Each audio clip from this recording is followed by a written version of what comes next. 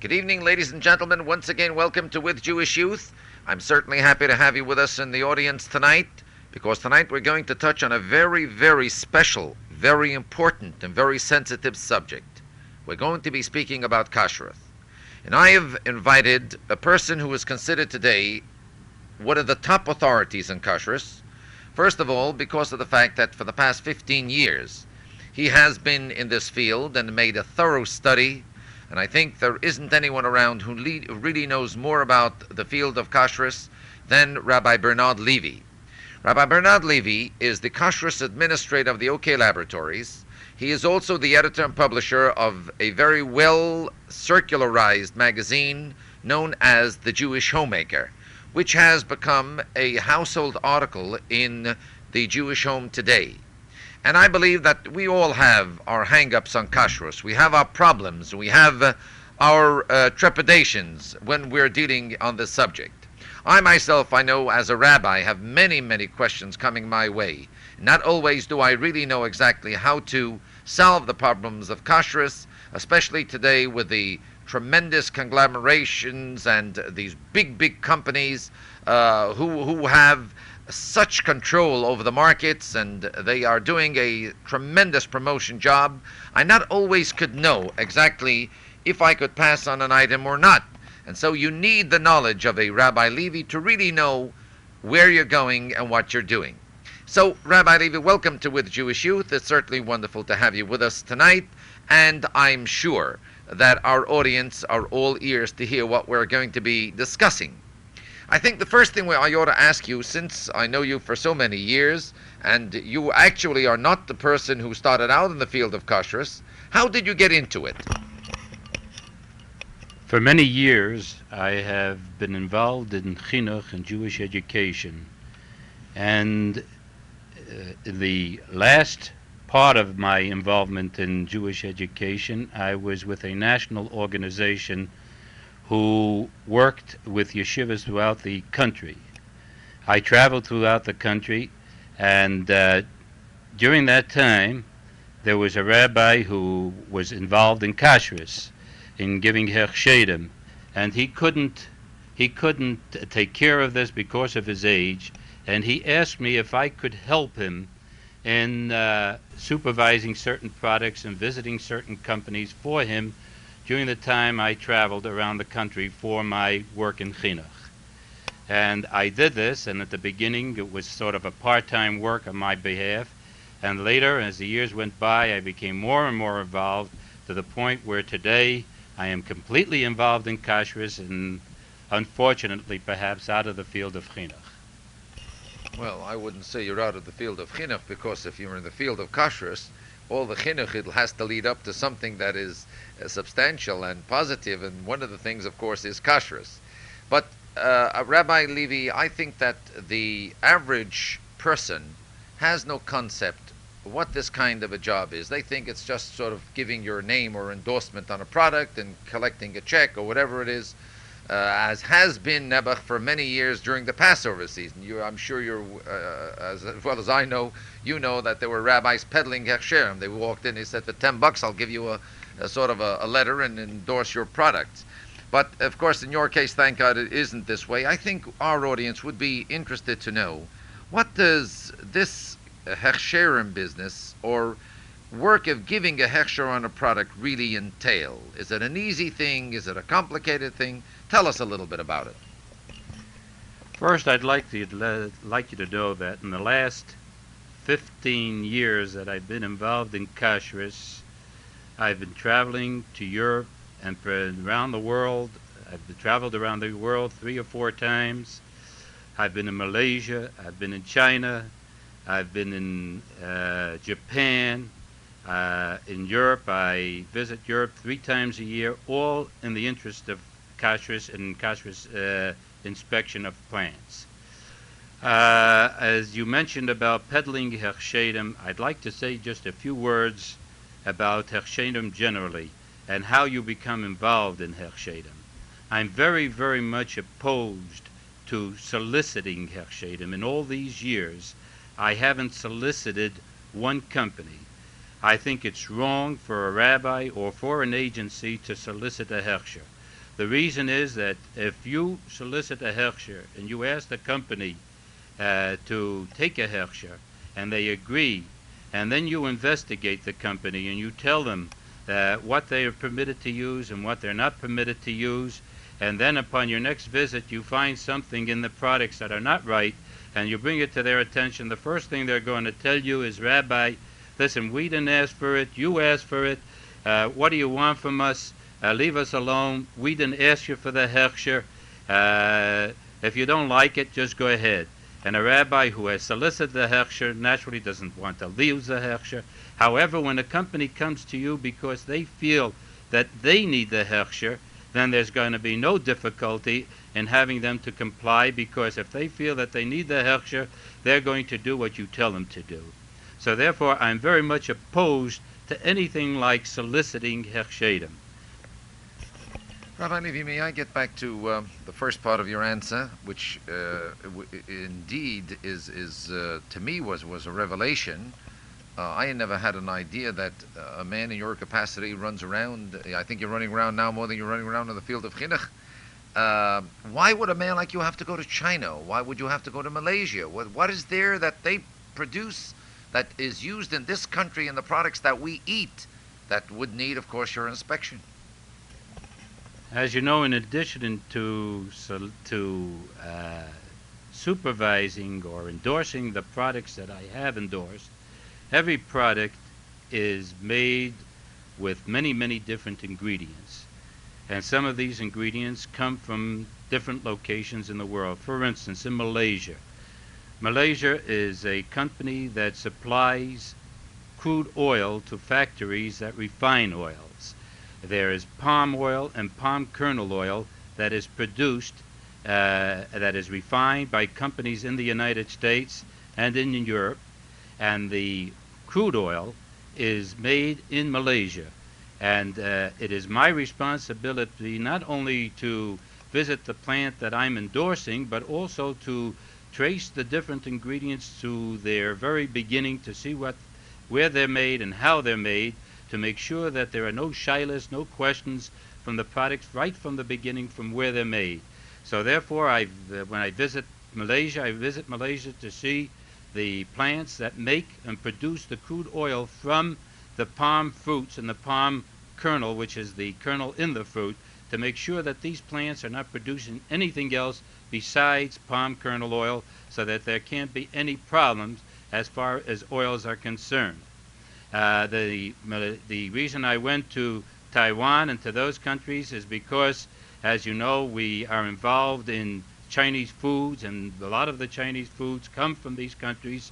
I think that I'm the only one that has ever seen crude oil being produced in Malaysia. I think I'm the only one who has ever visited coconut crude oil plants, and the same thing as far as the products that come from China or from all these other sources.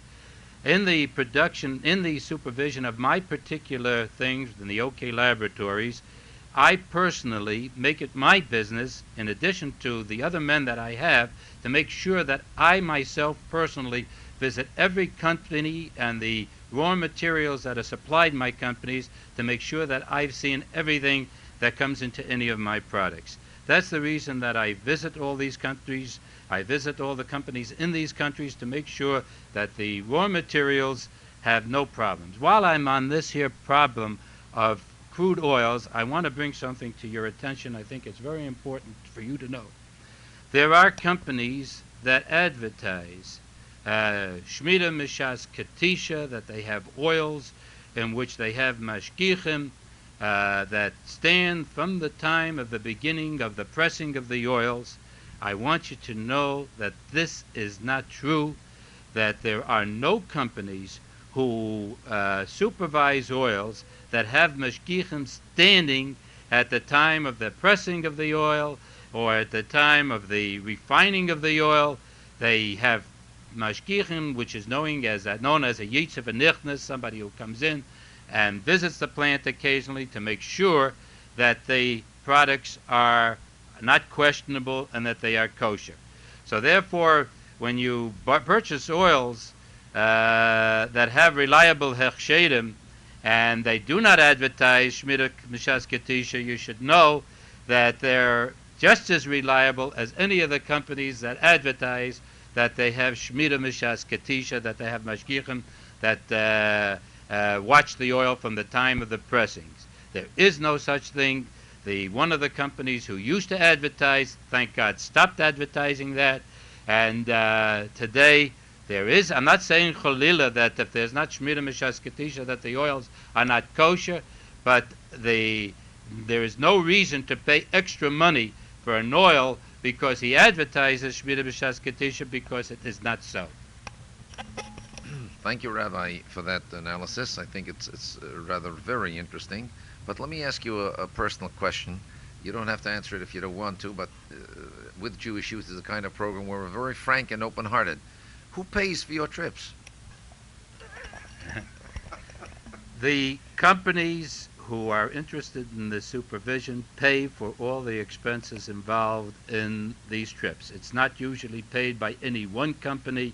If I go to Europe, I usually go in the interest of perhaps 10 or 15 companies, so their expenses are not big.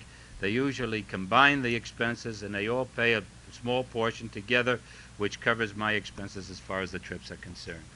Okay, so now at least we understand where that comes from. May I ask you a side question here once again? You mentioned about this business of Shmir Mishas Ketisha and so on. These oils that come in from Israel, as well as the oils that come in, for instance, from Italy. We got a can of pure olive oil that someone once gave us. Then my children said to me, Daddy, we think this is not permissible because they mix something else into it. From your knowledge as an expert in this field, would you say that they are permitted, if he writes pure olive oil, to mix something else into it? And how are the oils that come from the Holy Land? I think we should first be concerned with the oils that come from the United States that says pure vegetable oil. Pure olive oil. And pure olive oil is the same as any other pure vegetable oil. Oils, as I said before, come into the refineries as crude. Usually, so far, I have never found any problem with crude oil. But the oils that come into the factories to be refined, there are problems, and very serious problems. In refining the oil, when they refine oil, what usually the refinery does is remove the fatty acid from the oil. Fatty acid is soap. This fatty acid is removed from the oil, and then the oil is cleaned, washed. After it is cleaned and washed, it is deodorized. The odor, let's say if it's a peanut oil, the odor of peanuts are removed. If it's an olive oil, the odor of olives are removed. Now, in this equipment, there can be problems. In the companies that produce animal fat or tallow oil, tallow is animal fat, when they produce tallow oil, they render tallow and they don't refine it until it comes to the refineries. This tallow, when it comes into the refineries, it's very difficult to be able to tell the difference between tallow oil and vegetable oil. It looks very much the same. However, they use, many of the companies, they use the same equipment for the deodorizing that they do for the vegetable oil. Now, the law only requires them to make a purge of vegetable oil after they use the tallow oil, after they deodorize the tallow oil. When they purge this here equipment, they don't necessarily clean out all the tallow oil from the equipment. I've been informed by some of the companies that there is a possibility to be in pure vegetable oil as much as 10 to 15% tallow oil, and it's still marked as pure vegetable oil. Then, of course, we have to kasher equipment. And kashering equipment, that means that the equipment, you have to remove all the oil, you have to wait 24 hours, and then you have to put in boiling water, and that's what's considered hagola and kashering equipment. If a company does not have a hechsher, they're not going to go through this. It's costly, and of course, there's no need for them to do this. In the factories where they have hechshedim, and if it's reliable hechshedim, the factories usually have equipment that produces only vegetable oil, and there's no problem with the problem of the animal. And if there is a problem of animal, of course you have to kosher the equipment. In our factories, in the OK factories, like in Western Oil or in the EVO and the different companies, we do not have to kosher the equipment because we supervise only those companies that keep completely separate equipment or factories that produce only vegetable. So there is no problem with kosherizing. However, I've been to factories and I've seen factories that they had loads of animal fat in the equipment where vegetable fat is produced. So when you see vegetable oil or pure vegetable shortening or hydrogenated vegetable shortening, none of these products should be used unless it has a reliable hechsher. And no products should be used unless that have contain pure vegetable oils like potato chips or cakes or cookies or any of these things. And I'd like to mention something about it later. You shouldn't use it unless these companies have a hechsher and a reliable hechsher. I tell you the truth, Rabbi Levy, I'm of tsuris. After listening to you, I'm afraid already I don't know what to eat. Let me ask you this. Do you get cooperation from these companies? How does this work? I mean, a fellow like you could be an awful nuisance to them. Going out to all these different companies and going from the origin down to every single stage of the product until it comes out into the package, until it comes to the store shelf. I mean, you really must get into their hair. Do they stand all of this, and do they cooperate, or is it the sort of one of these opkommunition? You know, they thank God they get rid of you already. As I mentioned before, I don't solicit hechshedim. I come into companies that come to me, and the way they come to me is usually by recommendation or because they want to sell products that are kosher. When these companies come to me, before they take the hechsher, I alert them to exactly what is involved. I tell them exactly what they're getting themselves into. And once a company decides that they want the hechsher, I never have any problems with the company because they know that in order to maintain and keep the standards of kashrus, they must follow the procedures that I outline from them. Now let me tell you another thing. I don't usually have anything to do with the bosses of the company. It's usually the sales department who decides that they want the hechsher. And then they will tell in turn the factories that they want the hechsher and to please contact the rabbi and do as he tells you. The person who runs the factory is not concerned with costs. He's not concerned with anything. He receives an order from the main office that he has to listen to the rabbi, and his problem is to make sure that the rabbi is going to be satisfied with what he's going to do. It's usually a man in quality control or a plant manager with whom I have the contact, and this plant manager knows, just like he has to follow the USDA, which is the Department of Agriculture, he has to listen to what the rabbi tells him. And if he's going to have a problem, he's going to be reprimanded just as well as if he has a problem with the agriculture department and they're going to complain to his bosses, the same thing if I'm going to complain to their bosses, they're going to be reprimanded for not complying with what I tell them.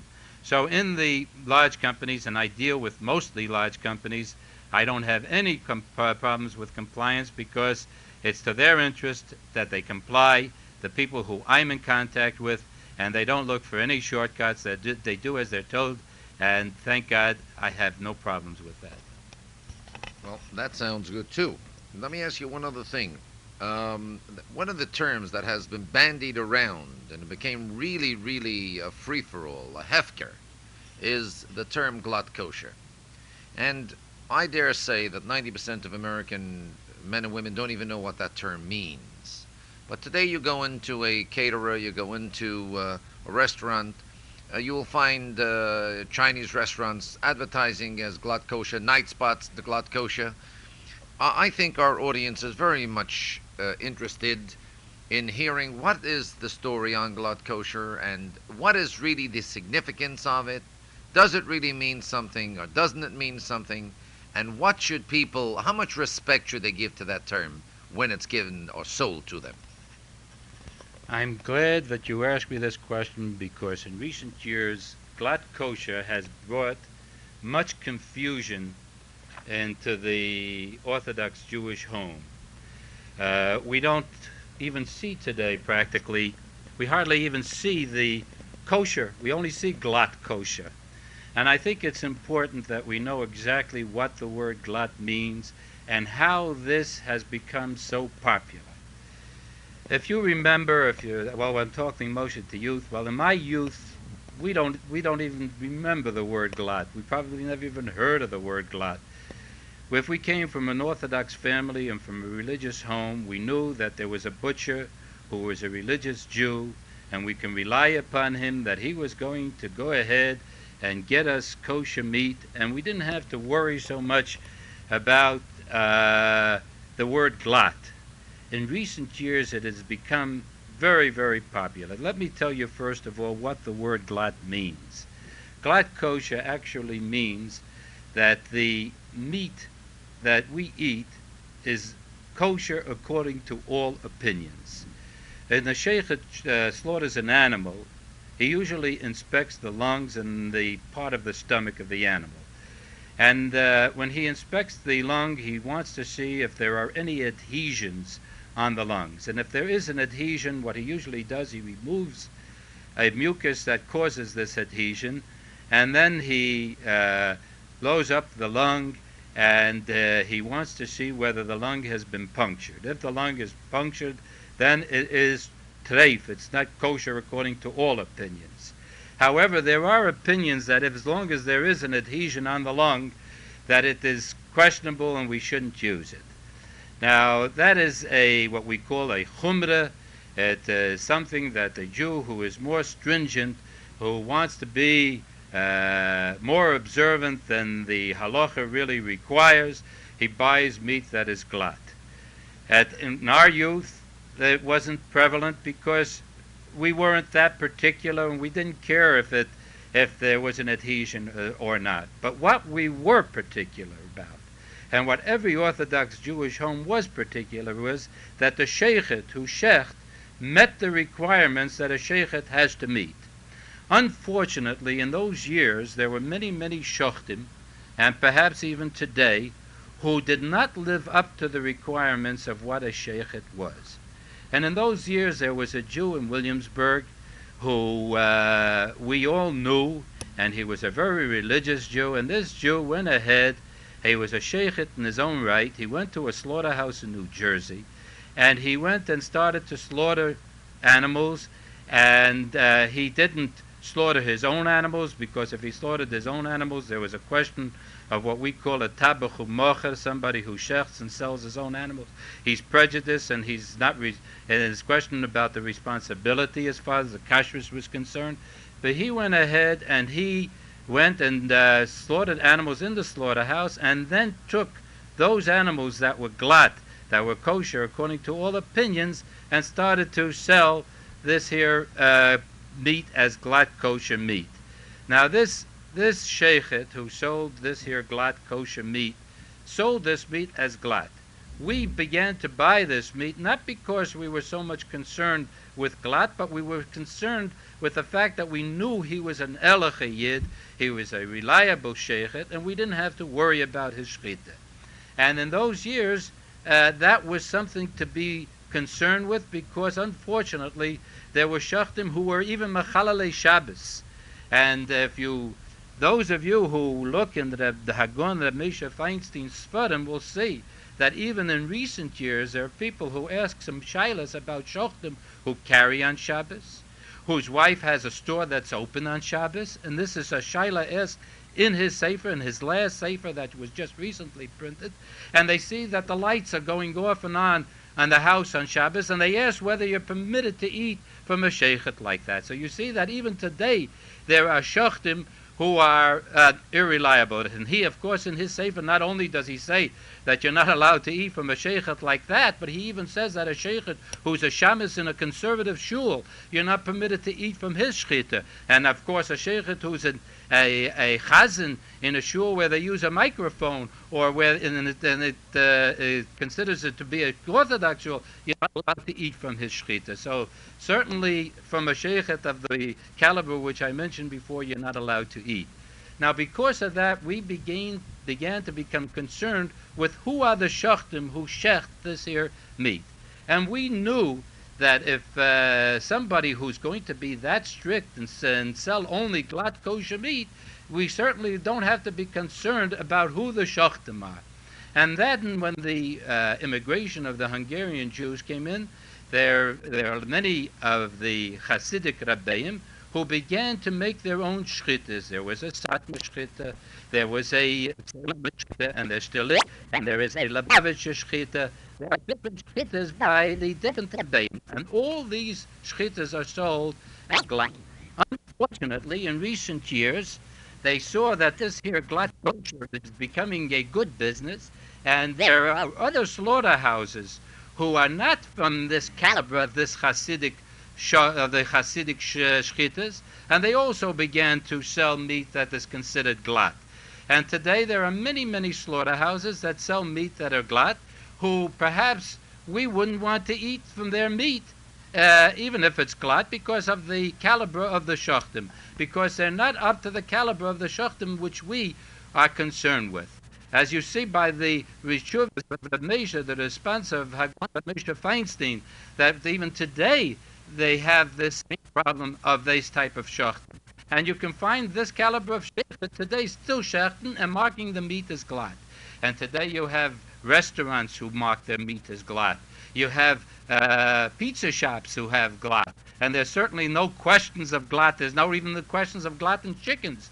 I mean, we want to make sure that when we buy a chicken, that we're buying chickens from shachtim who are religious shachtim, who are pious shachtim, who live up to the standards of what a sheichet is. As a matter of fact, in the halacha, it says that a sheichet should be more religious than a rav, because he carries sometimes more responsibility than a rav carries. It says that he should have he should be a Yeresh Shamayim al-Puna, that you should be able to tell by looking at him that he's a Yeresh Shamayim. And therefore many people wouldn't buy from a sheichet unless he has a beard and he has payas. And there are others who require that a sheichet go to the mikveh every day. There's no limits to what requirements we can ask of a sheichet.